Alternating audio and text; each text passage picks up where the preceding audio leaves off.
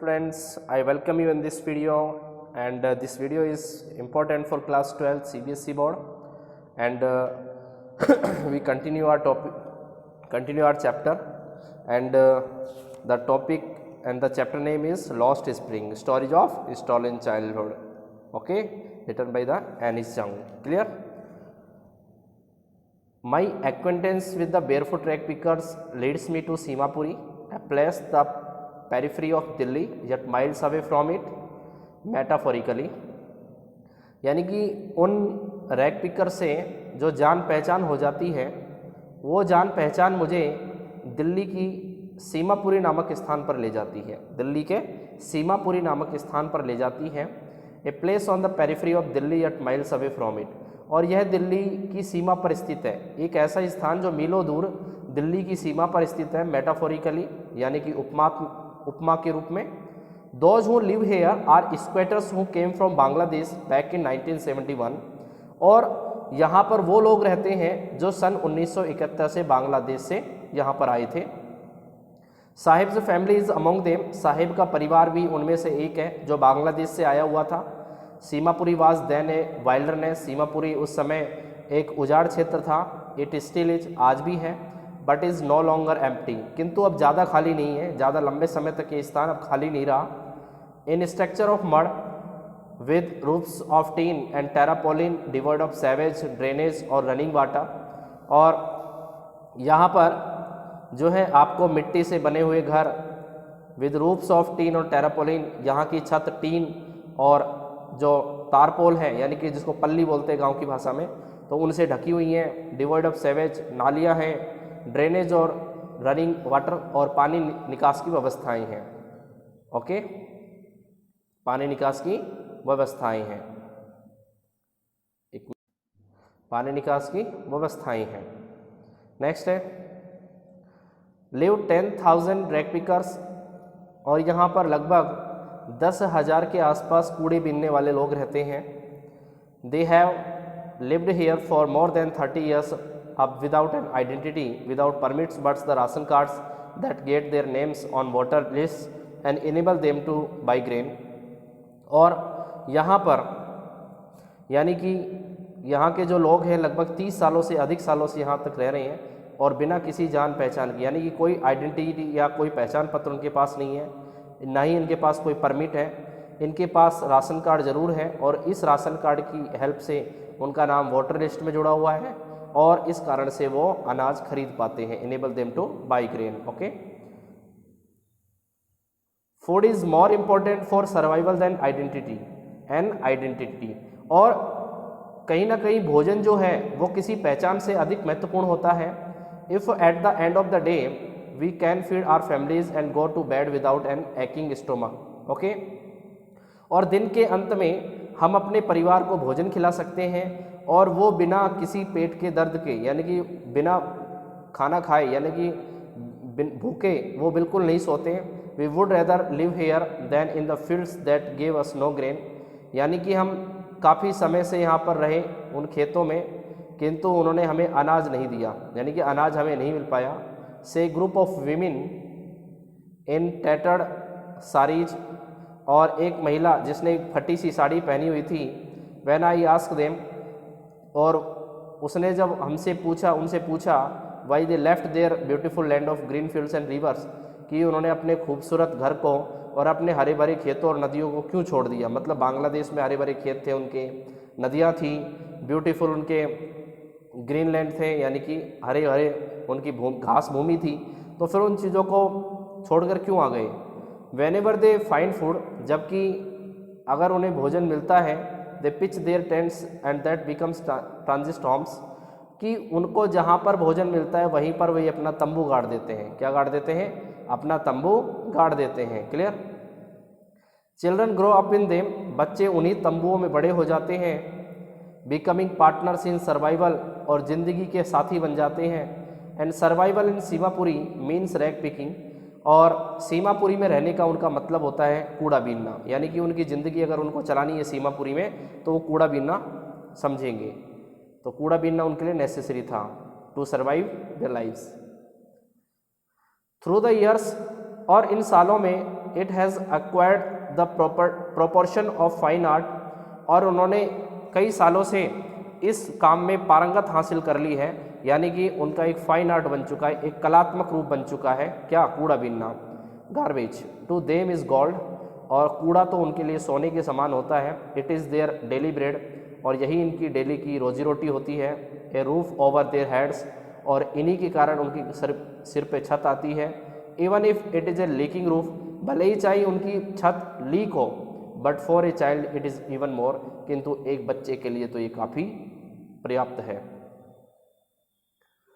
I sometimes find A rupee even a 10 rupee note, कभी कभी मुझे 1 रुपया मिल जाता है, कभी 10 यानी कि एक 10 रुपये का नोट मिल जाता है। साहिब से साहिब कहता है, हिज आइज लाइटिंग अप, उसकी आंखें चमकती हुई नज़र आती हैं। When you can find A silver coin in A heap of garbage, कि जब तुम्हें कभी उस कूड़े के ढेर में से एक चांदी का सिक्का मिलता है, यू डोंट स्टॉप स्क्राउंजिंग, तो तुम खोजना बंद क्यों नहीं करते। For there is hope of finding more, तो तुम्हें और खोजने की आवश्यकता क्यों होती है। It seems that for children, और ऐसा लगता है कि उन बच्चों के लिए garbage has a meaning different from what it's meaning to their parents, कि बच्चों के लिए और उनके माता पिता के लिए कूड़ा बीनना दोनों की नज़रों में अलग अलग अर्थ देने वाली होती है। मतलब बच्चे किसी दूसरे उद्देश्य के लिए शायद कूड़ा बीनते हैं, और उनके माता पिता का कूड़ा बीनने का उद्देश्य कुछ और होता है। For the children it is wrapped in a wonder, और बच्चों के लिए लिपटा हुआ कोई खजाने के समान होता है। For the elders it is a means of survival, और माता पिता यानी कि उन बड़ों के लिए कूड़ा बीनना उनकी ज़िंदगी का एक आधार होता है। यानी कि बच्चे इसलिए कूड़ा बीनते हैं कि पता नहीं कौन सी चीज़ उनको उस कूड़े में से मिल जाए, और माता पिता इसलिए कूड़े को बीनते हैं, कूड़े में से उन चीज़ों को खोजते हैं ताकि वो अपना सर्वाइवल कर सके, अपने जीवन को चला सके। One winter morning I see Saheb standing by the fenced gate of the neighbourhood club, एक सर्दी की सुबह मैंने साहिब को पड़ोस में एक क्लब के सहारे एक गेट पर खड़े हुए देखा। Watching 2 young man dressed in white, वो उस समय 2 आदमियों को देख रहा था जिन्होंने सफ़ेद रंग की ड्रेस पहनी हुई थी। प्लेइंग टेनिस खेल रहे थे। आई लाइक द गेम, मुझे वो खेल पसंद है। ही हम्स, वह हाँ भरते हुए कहता है। Content to watch it standing behind the fence, और वह इन सभी चीज़ों को, फेंस का मतलब होता है बाड़ा, आपने देखा होगा बाड़ा यानी कि जहाँ पर गेट हो, मुख्य द्वार, ठीक है, तो उस बाड़े के समीप से वो उसको खड़े होकर उसको देखता है। I go inside when no one is around, मैं अंदर जाता हूँ उस समय जब कोई भी नहीं होता। ही एडमिट्स, वह इस बात को स्वीकार करता है। The gatekeeper lets me use the swing, और वो गेट कीपर जो है मुझे अंदर जाने की परमिशन देता है। Sahib who is wearing tennis shoes that look strange over is discoloured shirt and shorts, और साहिब ने भी टेनिस वाले जूते पहने हुए हैं, हालांकि ये जूते उसकी शर्ट और उसके निक्कर से मैच नहीं करती। Someone gave them to me, ये जूते किसी ने मुझे दिए थे। He says in the manner of an explanation, और एक्सप्लेनेशन के एक व्यवहार में वो इस बात को स्वीकार करता है कि वो किसी ने मुझे ये जूते दिए थे। The fact that they are discarded shoes of some rich boy, वह यह सत्य है कि ये जूते किसी अमीर बच्चे के द्वारा निकाल दिए गए थे, यानी कि अमीर बच्चे द्वारा इनका त्याग कर दिया गया था, और इन्हीं जूतों को कौन पहनता है? साहिब पहनता है। Who perhaps refuse to wear them because of a hole in one of them, उस अमीर बच्चे ने शायद उन जूतों को पहनने से इसलिए मना कर दिया क्योंकि इस जूते के अंदर एक छेद हो गया था। डज नॉट बॉदर हिम, किंतु साहिब को ये जूते बिल्कुल भी परेशान नहीं करते।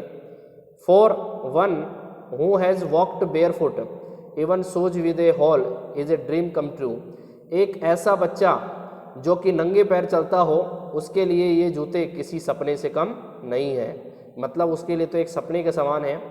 But the game he is watching so intently is out of his rich, किंतु वह खेल जो वह अभी देख रहा है वह उसकी पहुंच से बाहर है। This morning Saheb is on his way to milk booth, और इस सुबह जो साहिब है वो मिल्क बूथ के रास्ते पर चल रहा है। मतलब मिल्क बूथ एक दुकान जो है, दूध की दुकान है, उस दूध की दुकान पर वह रास्ते में चल रहा है। In his hand is a steel canister, और उसके हाथ में एक स्टील का पीपा है। I now work in A tea stall now down the road, और साहिब जो है वो कहता है कि मैं अब इस चाय की दुकान पर काम करता हूँ जो रोड के समीप है। ही सेज, वह कहता है, पॉइंटिंग इन द डिस्टेंस, कुछ दूरी पर इशारा करते हुए कहता है कि मैं उस दुकान में काम करता हूँ जो चाय की दुकान है। I am paid 800 rupee and all my meals, मुझे 800 रुपये दिया जाता है और खाना दिया जाता है। Does he like the job, तो नैरेटर इस बारे में सोचती है कि क्या वास्तव में इसको जॉब पसंद है। आई आस्क, मैंने पूछा। His face I see has lost the carefree look, मैंने उसका चेहरा देखा, उसके चेहरे पर से वो खुशी अब दिखाई नहीं देती। The steel canister seems heavier than the plastic bag, और ये स्टील का जो पीपा है वो उस प्लास्टिक बैग से कहीं ना कहीं भारी नज़र आता है। He would carry so lightly over his shoulder, जो उसने अपने कंधे पर रख रखा है, यानी कि वो पीपा जो उसने अपने कंधे पर रख रखा है शायद वो उस प्लास्टिक बैग से भारी दिखाई देता है। द बैग वाज हिज, यह बैग उसका खुद का था, यानी कि बैग उसका था। The canister belongs to the man who owns the tea shop, यानी कि वो बैग जिसमें कूड़ा बीनता था वो तो उसका खुद का था, लेकिन अब इस समय जो कनिस्तर, जो स्टील का कनिस्तर है वो उस आदमी का है जो चाय की दुकान चलाता है। Saheb is no longer his own master, Saheb अब अपना मालिक खुद नहीं रहा क्योंकि वह किसी दूसरे व्यक्ति के यहाँ चाय की दुकान पर काम करता है। I want to drive a car, मैं एक कार चलाना चाहता हूँ, मैं एक कार चलाना चाहता हूँ। Mukesh insist on being his on master, Mukesh जो है वो अपना मालिक खुद बने रहना चाहता है। I will be A motor mechanic, मैं एक मोटर मैकेनिक बनूंगा, ही अनाउंसेस, वह कहता है। यहाँ पे एक क्वेश्चन बनता है MCQs का, ठीक है। मुकेश क्या बनना चाहता है, तो हम तो सीधा सीधा यहाँ पे कह सकते हैं कि वो मोटर मैकेनिक बनना चाहता है, ठीक है। इस पिछले ईयर जो है कुछ बच्चों ने इस आंसर को बिल्कुल ही गलत लिख दिया था। Do you know everything about cars, I asked, मैंने पूछा कि क्या तुम कार के बारे में जानते हो। Okay, he will learn to drive a car, वह एक कार चलाना सीख लेगा, मैं एक कार चलाना सीख लूँगा। ये आंसर्स वह जवाब देता है। Looking straight into my eyes, मेरी आंखों में देखकर। His dream looms like a mirage amidst the dust of streets that fill is on Firozabad, और निश्चित तौर से उसका सपना किसके समान दिखाई देता है, एक मिराज के ड्रीम जैसा। मिराज का मतलब होता है मृग के समान जिसकी तृष्णा हो। जैसे मृग के समान तृष्णा क्या होती है, यानी कि जैसे मृग होता है तो रेत को पानी देखकर क्या करता रहता है, उसके पीछे दौड़ता रहता है और अंत में वो कहीं खो जाता है, ठीक है। तो इसीलिए उसको मिराज की संज्ञा दी गई है। तो उसका जो सपना है वो एक मृग की इच्छा के समान लगता है जो फिरोजाबाद की गलियों में धूल के मध्य स्थित है। ऐसा लगता है उसका सपना कहाँ पर स्थित है, यानी कि फिरोजाबाद की गलियों में जहाँ धूल उड़ती रहती है, ठीक है।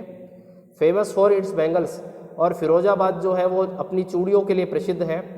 Every other family in Firozabad is engaged in making bangles, और दूसरे परिवार जो फिरोजाबाद में रहते हैं वो भी चूड़ियाँ बनाने में ही लगे रहते हैं। It is the centre of India's glass blowing industry where families have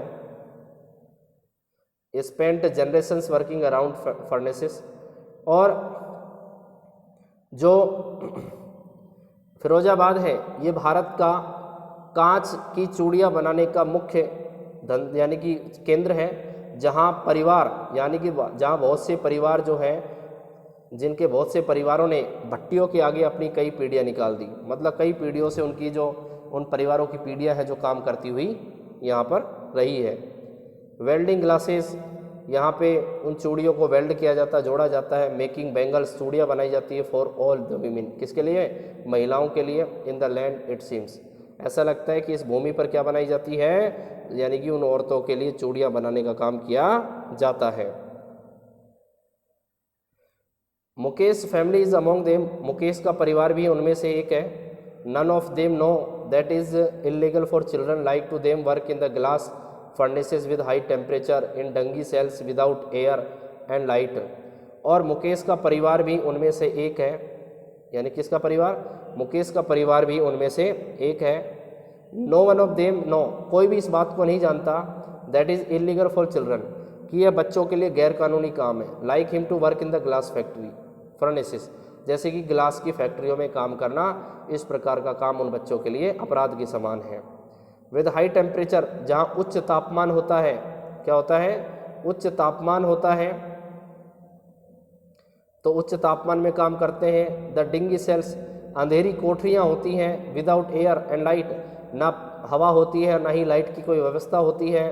that law if enforced, और साथ में यदि कानून के अनुसार अगर दबाव डाला जाए, कानून के अनुसार अगर दबाव डाला जाए, could get him from all those 20,000 children out of the hot furnaces where they slog their day night hours. और अगर कानून के साथ उन पर दबाव डाला जाए तो मुकेश को भी और साथ में 20,000 ऐसे बच्चे हैं जो उन दिन रात उन भट्टियों के समीप काम करते हैं, उनको बाहर निकाला जा सकता है। ओके, यानी कि आज भी हमारे भारत की जो दुर्दशा है वास्तव में इतनी भयंकर है कि वास्तव में जो बच्चे हैं वो अपना सर्वांगीण विकास नहीं कर पाते, अपनी जो ड्रीम्स हैं उनको फुलफिल नहीं कर पाते, और इसी तरीके से बंधुआ मजदूर की तरह अपना जीवन व्यतीत करते रहते हैं। आज भी ऐसे देखने को मिलता है। Often losing the brightness of their eyes, और यहाँ तक कि उनकी आंखों की रोशनी भी चली जाती है। Mukesh eyes beam as he volunteers to take me home, और मुकेश की नज़रें यानी कि मुकेश की आंखें उस समय खुशी से चमक उठती हैं, यानी कि eyes beam as he volunteers to take me, तो मुकेश की आंखें जो है खुशी से चमक उठती हैं जब वह अपने घर, मुझे अपने घर ले जाने का निमंत्रण देता है, वॉलंटियर करता है। वॉलंटियर का मतलब निमंत्रण देना। Which he proudly says he is being rebuilt, और वह बड़े गर्व से कहता है कि उसने इस मकान को क्या बनाया है, यानी कि दोबारा से रिबिल्ट करवाया है, दोबारा से पुनर्निर्माण करवाया है, किसका, मकान का। We walk down stinking lanes choked with garbage, और हम उन बदबूदार गलियों से गुजरते हुए जो कूड़े से भरी हुई है उन घरों के सामने से गुजरते हैं, उन घरों के सामने से गुजरते हैं। Past homes that remain hovels with crumbling walls, यानी कि उन जगह से जहाँ दीवारें जो हैं वो ऐसा लग रहा है जैसे गिरने वाली हों, और वहाँ पे गंदी झोपड़ियाँ मिलेंगी। Past homes that remain hovels with crumbling walls, यानी कि गिरती हुई दीवारों के, यानी कि गंदी जो दीवारें वाली जो झोपड़ियाँ हैं वो। इसके अलावा वोबली डोर्स, जिनके दरवाजे क्या हैं, झुके हुए, यानी कि मुड़े हुए दरवाजे, यानी कि जिनके घर के दरवाजे झूल रहे हों, ढीले पड़ गए हों। नो विंडोज, जिनके घर में कोई खिड़कियां नहीं हों। Crowded with families of womens and animals coexisting in a primeval state, और वहाँ मनुष्य और जानवरों के परिवार ऐसे रहते हैं मानो कि आदिकालीन कोई व्यवस्था में जी रहे हों। मतलब आज भी उस समय की व्यवस्थाएं देखने को मिलती हैं इन गंदी बस्तियों में। जैसे पुराने ज़माने में पशु और जो मानव है वो एक साथ एक ही जगह पर रहते थे, तो इसी तरीके का आदिकालीन दृश्य, यानी कि पुराने ज़माने के जो दृश्य हैं वो आज भी सीमापुरी के उस भाग में देखने को मिलते हैं, यानी कि फिरोजाबाद के अंदर भी ऐसे दृश्य देखने को मिलते हैं। He stops at the door of one such house, और वह भी किसी ऐसे ही घर के एक दरवाजे के सामने रुकता है। बैंक से वो भी iron door with his foot, और यानी कि जब वो ठहर जाता है तो उसके बाद क्या हुआ, एक झूलता हुआ दरवाजे को वो पैर से खटखटाता है तथा धक्का देकर खोल देता है। ठीक है, नेक्स्ट है एंड पुशेस इट ओपन, ठीक है, उसे धक्का मारकर खोल देता है। We enter a half built shack, और उसके बाद हम आधे बने हुए घर में प्रवेश करते हैं, यानी कि एक ऐसा घर जो अभी पूरा बना हुआ नहीं है, आधा बना हुआ घर है, उसमें हम घुसते हैं। वैसे सैक का मतलब होता है झोपड़ा, सैक का मतलब क्या होता है, झोपड़ा। हम यहाँ इसका मतलब घर से ले सकते हैं। Clear. In one part of it, और इसके एक हिस्से में थेस्ट विद डेड ग्रास, एक सूखी घास का भूसा पड़ा हुआ है, सूखी घास यानी कि भूसा पड़ा हुआ है, एक छप्पर पड़ा हुआ है। Is a firewood stove over which sits a large vessel of sizzling spinach leaves, और चूल्हे के ऊपर एक चूल्हा बना हुआ है और उस चूल्हे के ऊपर एक बड़ा सा बर्तन जिसमें कि पालक की पत्तियाँ उबल रही हैं। सिजलिंग का मतलब उबलना, ठीक है। और स्पिनच का मतलब होता है पालक, तो पालक की पत्तियाँ हैं उसके ऊपर उबल रही हैं। ओके। ऑन द ग्राउंड, और फर्श के ऊपर ए लार्ज एल्यूमिनियम प्लेटर्स, और एल्यूमिनियम की बड़ी प्लेटें, आर मोर चॉप्ड वेजिटेबल्स, जिसमें कि सब्जियां कटी हुई रखी हुई हैं। A frail young woman is cooking the evening meal for the whole family, और एक महिला यानी कि जिसकी आंखें धुएं से भरी हुई है, यानी कि ऐसा लगता है उसकी आंखों में धुआं घुस गया हो, तो एक फ्रेल यंग वुमन, तो एक ऐसी महिला जिसकी आंखों में धुआं घुस गया हो, वह अभी पूरे परिवार के लिए शाम का खाना बना रही है। Through eyes filled with smoke she smiles, ठीक है। तो वो महिला जो है उस समय यानी कि जिसकी आंखों में धुआं भर गया वह मुस्कुराती है। सॉरी, यहाँ पे जैसे फ्रेल यंग वुमन, ध्यान रखना पतली सी, फ्रेल का मतलब पतली सी, दुबली, दुबली और पतली, ठीक है।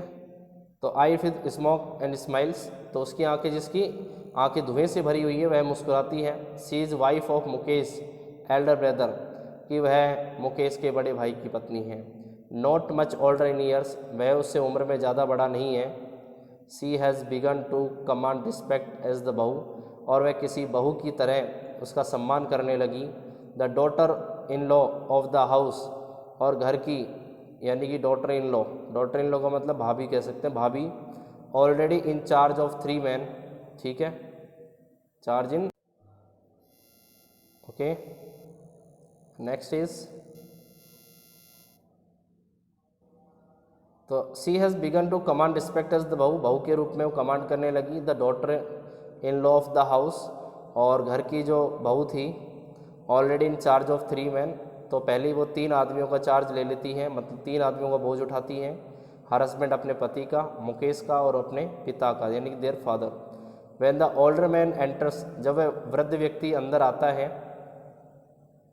She gently withdraws behind the broken wall, वह जाकर एक टूटी हुई दीवार के पीछे छुप जाती हैं, अपने आप को छुपा लेती हैं। And brings her veil closer to her face, और घूंघट ओढ़ लेती है।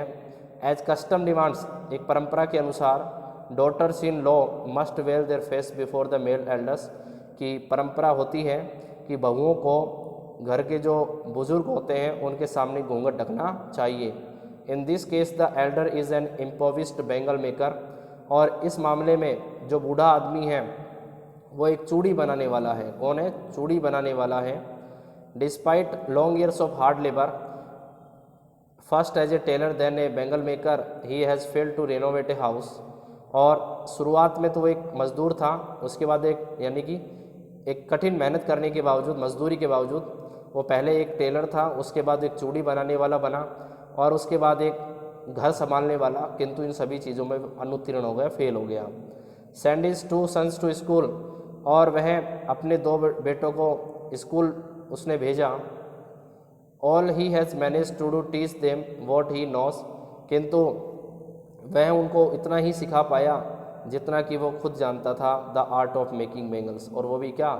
चूड़ी बनाने की कला। Okay students, and rest of the chapter I will teach you tomorrow. Okay, thanks.